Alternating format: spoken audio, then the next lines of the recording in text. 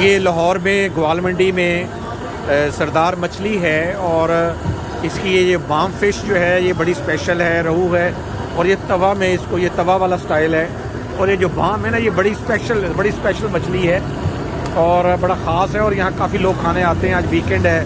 वैसे तो ये मछली की पूरी इधर मार्केट एक बनी हुई है इस वक्त लाहौर में और लोग यहाँ पर अपनी फैमिलीज़ के साथ और जो है वो दोस्तों के साथ एंजॉय करने आए हैं और ये फ़िश बनाते हैं। और ये बड़ी देर से बड़े पुराने कारीगर हैं और इनकी ये महारत है। आप चाहे इस वक्त कहीं भी हैं दुनिया में लेकिन ग्वाल मंडी को नहीं भूल सकते। ये बड़ी ज़बरदस्त किस्म की ये फ़िश होती है। ख़ास तौर पे जो बाम है, बाम जो है ना ये है तो समुद्री फ़िश लेकिन लाहौर में बनती है और बड़ा पुराना ये 30-40 साल पुराना 50 साल पुराना जो है सरदार मछली का है।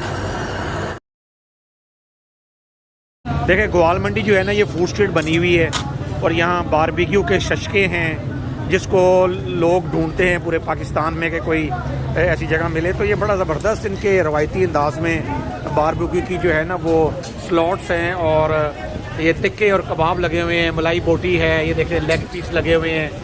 स्पेशल ग्रिल बनाते हैं और जो है ना ये इनका बड़ा तजर्बा है, बड़ा कई सालों से ये काम कर रहे हैं और ये बड़ा मशहूर है। और साथ ही यहाँ देखें ना ये फैमिलीज़ और सारा, और ये देखें साथ ये खंड कुलचे हैं, कश्मीरी खंड कुलचे, बाकर खानियाँ, और ये बड़े रवायती अंदाज में तंदूर हैं, ताज़ा कुलचे नान लग रहे हैं। लेकिन ये बारबेक्यू देख के तो जो है ना एक दफ़ा पूरी दुनिया के जो लोग हैं उनके लिए इसकी अट्रैक्शन है। और ग्वाल मंडी स्लॉट से भरी हुई है, ख़ासतौर पे वीकेंड्स में ये स्लॉट्स देखने वाली हैं।